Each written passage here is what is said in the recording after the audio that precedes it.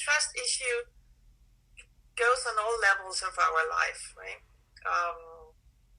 And the more we're able to move our consciousness to a place of trust, the more are we able to live in accordance with our soul. Yes. And the stories you have to write, the books you have to create, are living in your soul, in your heart, in the center of your soul, and they just like want to get out there, you know.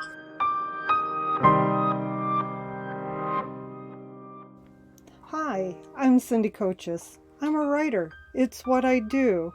I'm also the host of Pen to Paper Press podcast.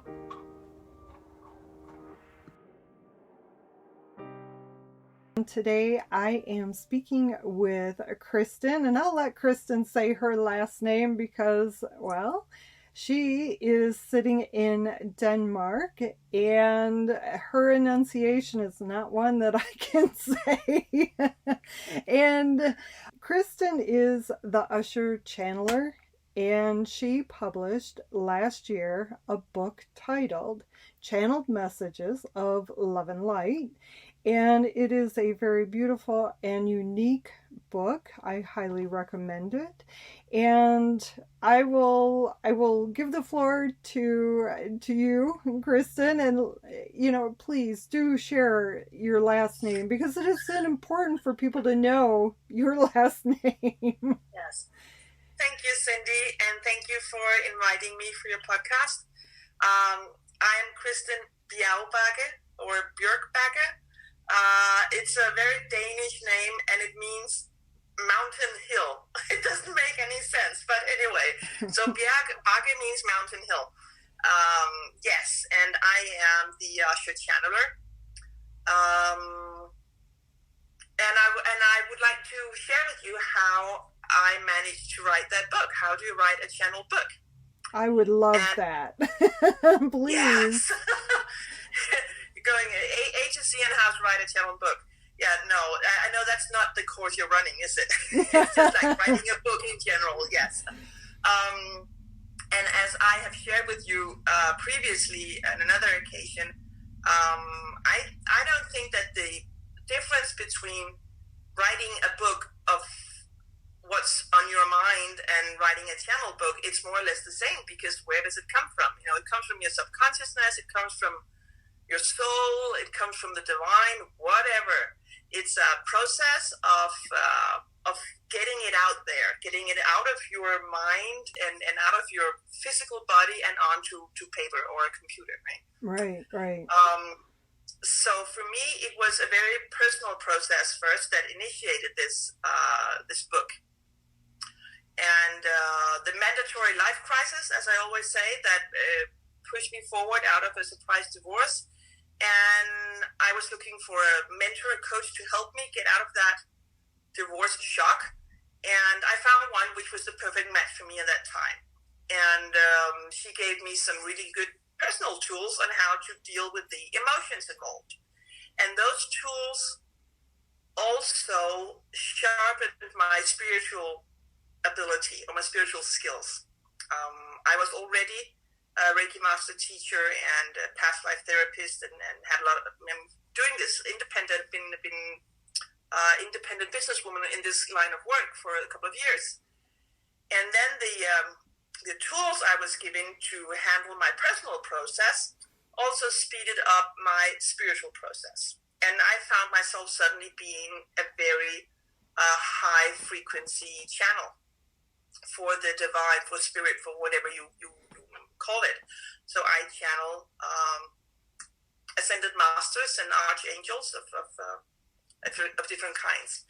But anyway, so you're walking around there living your normal life. I know being a Reiki master teacher perhaps not is that normal for everybody, but it was for me. And then suddenly you begin to hear voices. No, I wouldn't say that. Then people really think you're mental, right? No, it was more like that. My thoughts would be different. I would be working, and my intuition would be enhanced. I would know more about people. I would know more about my clients, and I had this urge to start to write it down. And I was still working with my coach, and she was like, "Yeah, well, that's because, Christin, you have a very clear, unique channel for this line of work, so you should start writing it down. And then I got the message, you're going to write a book because you are the usher. And, you know, getting a message like that in your head, you should write a book, you are the usher. It's like, you can look around inside your own head going like, where is that coming from, you know? So the first initial part was to trust that voice telling me that there was a piece of work I should do. Mm-hmm. And I'm pretty sure that that is the same whether you are channeling the messages or you are carrying with you a story that needs to be told. Right, to right. urge that there is something inside of me that I have to get out. Right. And so that others can read it, right? Yes, I guess that I expect that would be the same for writers in general. It is. And so, yeah. So the trust, right? Trust the voice, do the work. As I've been told a number of times, now is the time. This is the sign, and then you follow the signs. And as I said with the coach, when I did what you told me to do, I could do the work I was supposed to do. So in order to sit down and write a channel book, I had to change a lot of stuff in my personal way of handling my life. I had to change my diet, for instance. And it's not that I say that every writer should change their diet, but for me, it meant going vegetarian/vegan meant that I was closer connected to my source. That being my subconsciousness or the divine, whatever. Mm-hmm. But there was less disturbance. I was more focused. I was more balanced. My physical body was in better shape. So I was just more there. I was able to do the work in a better way. You know, I don't mean to interrupt you, but that's, you know, a lot of people don't even consider the fact of what's outside of, you know, the hands, the paper or the computer and writing as far as tools for writing. You know, the fact that you bring up having a different diet, you know, eating healthier, it does make a huge difference. And that is something that's, you know, one of those key elements to process, to consider if you're going to really get into the role of writing and being an author, is looking at your health. So I didn't mean to interrupt, but I had to add that. Yeah, because we have to remember that our human body, the physical body, is the human shield of our soul. And so the soul is down here for some reason, and that's not up for discussion today. But that's another thing. Let's keep that for another conversation. But the better we take care of our human shield, the better our soul can do its work. For instance, to write a book, right, or make world peace, or be a good mom or dad, or whatever. And so it matters. And what became very obvious to me was that when I was doing, for instance, when I did my morning yoga, just like 15 minutes in my own office, in my home, when I controlled my diet to be vegetarian, vegan, when I did my morning meditation and then sat down to write, the miracles would happen. I would channel the text. I would be able to just sit down and put that pen to paper and write word by word, because I was trusting the process. I stopped arguing with myself. Oh, I could do something else. Oh, I don't want to meditate today. Oh, I'm just going to have a lot of hot chocolate with whipped cream and some extra fudge or whatever. That sounds good. I wasn't able to do the work. Right? And so for me, the trick definitely was to do as I was told and to trust that process. And it's so annoying because we don't like that, right? No, I'm in charge. I'm through. Right. But, yes. Yeah. So my advice is to find your tools, to find out what works for you, what puts you in that position where you are at your best, and it's quiet around you. There's no noise. Your body, your physical body's not making noise, right? Your mind is not making noise. You're just there. You're just balanced and aligned. And for me, that was the diet, the yoga, and the daily meditations. And since it was channeling I needed twice daily meditations, mornings and afternoons or evenings, in order to stay at that balanced frequency where I was an open channel. And then when I sat down to write, as I said, for me, it had to be pen and paper. It couldn't be on a computer. I had to have that move my hand. Okay. Because it wasn't about going click, click, click on a keyboard. And sometimes, seriously, I couldn't read what I was writing because it would just be like flowing. And then I would have to transcribe it, of course, at a later point. And I really had to what did I write there? So what I did was, after meditation, I would get up straight and sit down at my desk with my pen and my paper ready. And I would put that pen to the paper and clear my mind. Block out everything and say, okay, I'm ready.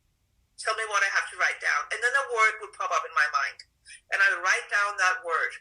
And it would be followed by another word, by another word, by another word. And it would create sentences and chapters. And I shouldn't think about commas or punctuation or grammar. I should just write down word by word what came through my channel, through my mind, into my hand and out through the pen, if you could put it that way. Right, Since yeah. English is not my first language, right? So it was like a flow. So my hand, and sometimes I didn't even have to look. I didn't have to have my eyes open because I would just think the word, okay, I'm going to write this word now, and then I'm going to write this word, and my hand would just do choo, choo, choo, choo, like this. And it created some beautiful texts. And then I would put them aside. I wouldn't reread them immediately. I would just close it down, go down, have breakfast, have my coffee, whatever. And then perhaps I would read them days later. Eventually I had to transcribe everything into the computer, right? But some of the text I hadn't reread since the day they were written. And it could be weeks later, because that was not the important part there. But then again, that might be the difference in a channeled book, as in if you're writing other kinds of books. But then sometimes I would be like, this is weird. What am I writing here? I can't tell people this. Nobody will believe me, right? And I would still have that, no, it doesn't matter if anybody likes what I'm doing right now or if anybody's actually going to read it. I know that this is what I'm supposed to do, and I will continue doing it until I'm done. Right. So I would just sit there and keep on word by word putting that word on the paper. And then, for instance, and sometimes when I would read it afterwards, I would be like, wow, did I write this? And I know, I did. I had the pen in my hand, right? But I was like, wow, that is beautiful. And then there was a specific text or chapter about time, where the master that channeled this subject through me tried to explain how the concept of time actually works. And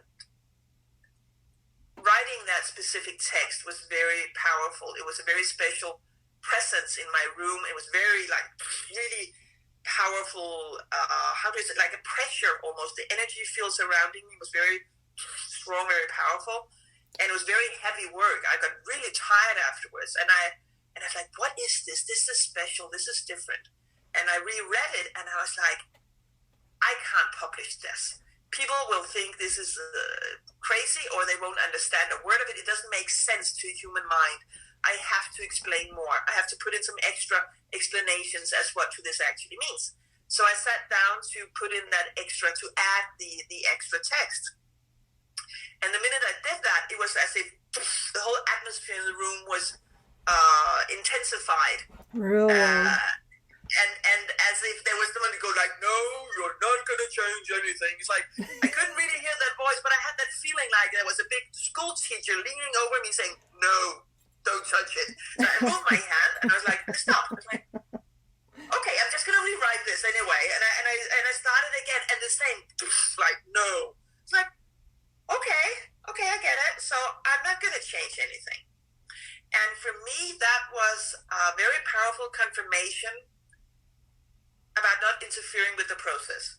Do what you're told to do. Do what you're urged to do without starting to.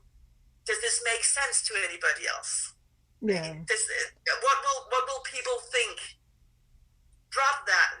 Block that thought out of your mind if you're going to write. Do not worry about what people will think. You have to write what's inside of you and that needs to get out. And that was very important for me to get to that point. Just okay. I totally surrendered at that point. Just like, okay, guys, upstairs department, I am just going to put down on that paper the words you put in front of me, and I'm not going to interfere. And that's how it was created. So how long did it take you, from the point of starting to receive the messages to when you felt the book was completed? About 6 or 7 months. Okay. Yeah, I think there was, because I started out it became clear to me sometime during September 18 that I should write a book, that I should collect this knowledge, these messages. And then I started for real January, February 19. And in the summer, July, there was some very powerful weeks of writing there. And around, so 6, 7 months, perhaps 8 months. Yeah. And then it was like, okay, now it's done. And of course, it wasn't every day I would write, but some periods it was every day. But it would be like 3 or 4 times a week I would do that. So it would be like half an hour in the morning, yoga, meditation, channel writing, for 6 or 7 months. Yes. I was going to ask if you had any kind of a daily routine, but as you mentioned, you didn't write every day. It was, when you did the process and it followed your schedule. So you had brought up something that I was curious about, and that was because you were doing something outside of quote unquote your normal. You were channeling. And this information was not stuff, as you mentioned, you didn't write every day. It was, when you did the process and it followed your schedule. So you had brought up something that I was curious about, and that was when you published your book, did you have a couple of people kind of like, people that you've known for a long time do the whole, whoa, what is this? Christin, what did you write? Yeah, that's an interesting question there. First I have to say that I think it was more in my mind that I was concerned that people would think she's crazy. She's gone crazy. Now it's official. Now she's officially, lost it. And so I was kind of expecting that to happen. And of course, nobody actually told me that they thought I lost it. But I had, and my parents, which are far from spiritual, they are just good old plain believing in God, Lutherans, as we are in Denmark, most of us. They were like kind of proud of me, I found out. My mom would tell all her gym class, my mom, she's like 82 years old, that, my daughter wrote a book, I'll bring you some, you can buy it. She was asking me for copies to sell to a gym class. And I was like, what? Okay, Mom, yeah, sure. So actually, I would say I only had one. I did have one reaction from a close friend that hurt me a bit. But of course, it was more about her than me. I know that. But she is a close friend, and she had been with me through the process. And when the book is finally out there, and she had it she read it before it was published, and she never commented one word on the content of the book. There was never anything about even, I didn't really get it, but wow, you wrote a book, or it's amazing content, or I don't agree with you. It was just like, so how does it feel to be a writer, Christin? And I was like, yeah, well, thank you. And she never ever mentioned anything. She never, one word. And that was kind of like, huh, did you even read it? And then now, a year later, when I did the anniversary celebration of the 1 year publishing date for my book, then she writes on a public post, it's an amazing little book you wrote there. And I was like, wow, that was actually the first time she did that. So all my concerns, whether I would get she totally lost it, I didn't get from anyone. And I guess it's mostly our personal stuff getting in the way, that we expect people to not like it when we show who we really are. And I guess that's the same no matter what kind of writer you are, because you pull out your soul, right? You show them your innermost. This is me. This is what I have in me. Whether it's a novel, or it's a personal story, or it's a channel message, this is me putting myself out there, right? It's so vulnerable. Yes, and I was just going to say that it's such a vulnerable position to put ourselves, because when we are writing, even if it's a technical book, it's still a part of us. And we do get that ego mind attached to it, that we want that acceptance, we want the acknowledgement, and we also want approval. And that is one of those biggest challenges for a writer, is to drop that vulnerability and to trust the process. And truly, one of the biggest messages that we've known each other for a couple of years, and one of the biggest messages that you've always shared with me especially is trust the messages you're getting, trust the information, and know that what you're doing is where you're intended to be. So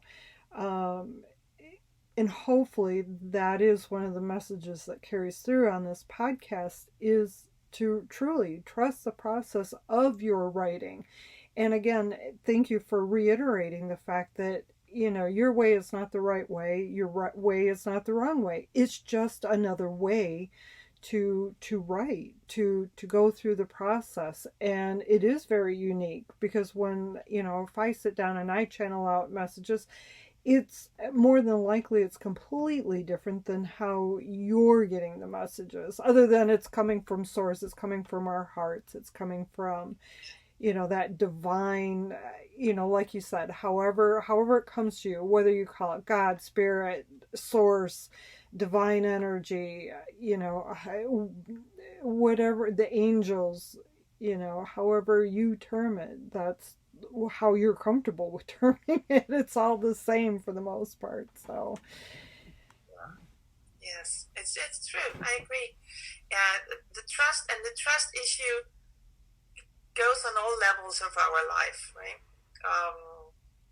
And the more we're able to move our consciousness to a place of trust, the more are we able to live in accordance with our soul. Yes. And the stories you have to write, the books you have to create, are living in your soul, in your heart, in the center of your soul, and they're just like, gotta get out there, Yes. Yeah, and another story comes to my mind now when you were listening to you just now, Cindy, and it relates again to this about trusting the process, that things will happen that will eventually lead you to do what you're supposed to do. So don't fight it. Because a couple of years ago, I did a writing course, not because I wanted to write, but because it was in connection with my Reiki practice. And the title was something about right Reiki or something like this. And it was to deepen your relationship with your Reiki practice. So every day for whatever, 21 days, you would get a prompt which said something about Reiki is blah, blah, or Reiki does blah, blah. and then you would have to do free writing for 15 minutes. And that would be without stopping and thinking, without looking into spelling or grammar or, whatever. And I did that a couple of years ago. And I thought that was so nice. So, and I just thought, God, that's good. And I didn't really think about it for anything else because I was not going to write a book, right? And then all this channeling opens up. And suddenly I'm like, but I practiced this. I did this a couple of years ago. I did this about just putting that pen to paper and writing without thinking about just letting one word take the next word. And I was like, wow, that's amazing. I didn't even know why I was doing it back then. And now it all falls into place. And it actually trained me for how to create the book I was supposed to write. So, yeah. Yes, we so often have those. It's like these little stepping stones that are put on our, in our path. We might not know why 2 years ago we had this job that is so out of our normal scope of jobs, or why did I take this class? This is not something I would do, but yet down the road, a year, 2, 10 years later, it's like, oh yeah, this makes sense. Exactly, yeah. That's how we see that perhaps there is a master plan. And when we stick to our hearts and our soul and not our busy mind, then we can follow the master plan much easier. At least that's my opinion. Let's put it that way. Yeah, and oh, thank you. I am so amazed with having watched your transformation, and because I knew you before you started writing this book, and I wasn't really aware that you were writing the book until not, I don't know, maybe a year and a half ago. Yeah. But anyways, but watching your transformation, and truly you have become more confident with talking about the channel messages and so forth. So, and I have to ask, the star that is your symbol, that's on the cover of your book, what is it? Where did it come from? Tell me about that symbol. I love that symbol. Yeah. It is a beautiful symbol. And now it's a shame it's a podcast. People will have to buy the book. Yes, on the cover of the book, there is a symbol. It's a star or a flower, or it's a flower star. And it is a channel symbol for me, for the Usher channeler, and for these messages specifically. And it came to me again they were very insisting. They kept showing me these symbols, like, do you get it now, sister? And in a very simple form. I already had it in my company's logo, just very, very simple form of it. And then I started seeing these shapes of stars somehow everywhere. I was watching a movie and suddenly, oh, wow, that's a beautiful whatever, that's a star. I would look at the sky, there was a star. Or I would take a walk on the beach and suddenly seaweed would be lying in the shape of this star or something like that. And then finally I got it. It's like, okay, guys, I get it now. And then so much fell into place for me. So much made sense when suddenly I went like, wow. So the star, it is a symbol as being the usher. You usher people towards the light, or you, in old-fashioned way, you usher it was like in the old movie theaters, you would be the usher with the flashlight showing people to their seats when they came in late, so they could sit down and watch the show, right? Oh, yeah. So the usher kind of guides people to their seats so they can see what they're really supposed to see. I like, that's kind of like my translation for it. The Usher channel, the Usher title was given to me by Spirit. So anyway, so this star is the symbol, is like a leading star. Like for ages, for thousands of years, sailors would look to the stars in the sky, right, to find their way home. Northern Star, for instance. And the Northern Star, Sirius. So this Usher symbol has to do with Sirius, with the Northern Star. It's always been high on the sky, leading travelers, leading seekers to find their way. It's like, in a compass, a regular old-fashioned compass, you would have a star in the middle, showing north and south and so. And at the same time, this specific star symbol is more soft. It is as a flower as well somehow, because we're on planet Earth. It's Mother Nature. We have all the answers are in the nature surrounding us and in the beauty of nature. So somehow this star symbolizes the connection of heaven and earth for the human beings. And when we look for that star, we will know how to find our way home. So that is like the story of the Usher symbol. And I have been instructed that I shall use this symbol on all books that will come, because of course there will come more. Well, yes, I hope so. So that people, and I think that it has to do that somehow when we see this shape, this star, we somehow know, oh, I should look there. Because it's deep, deep down in our human DNA to look for the star for guidance. And we just had this Christmas, we had that special combination of stars on the sky, like for the first time since, right? And it's the same kind of shape. And when just so much fell into place for me, because you see, like, the Northern Star, Sirius, it's also the dog star, or the wolf star, because the dog was a wolf before it became a dog, right? Right. I live in Scandinavia. We have the Northern Star here most of the year.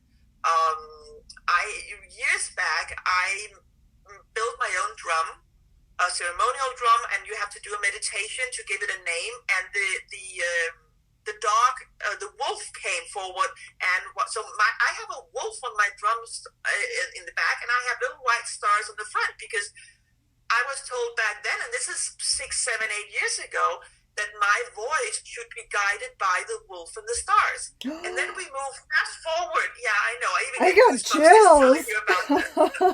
And then suddenly, bang, out of the blue, out of whatever, horrible divorces and life crisis, I channel from the star. And that is such a beautiful story. It is. And so that is the symbol on the cover of the book. Yes. Oh my gosh, I get chills just hearing that. And I had known that it was a special symbol and that it was a representation of stars, but I guess I didn't know the full story. Oh my gosh, thank you for sharing that with us. I mean, how beautiful. And yeah, I just like, ooh, get the chills from it. Well, thank you. It's my pleasure. So, it is getting time to wrap it up. And so, how can people find you on the World Wide Web, on the internet? On the World Wide Web, they can find me at usherchanneler.com. Also on Facebook and Instagram, there's an usherchanneler.com. And the book, of course, is on Amazon. So there's plenty of ways to find me. Thank you so very much, Christin. You're such a dear friend. Thank you. Thank you, Cindy. I appreciate it. And thank you for inviting me to your podcast. You're very welcome.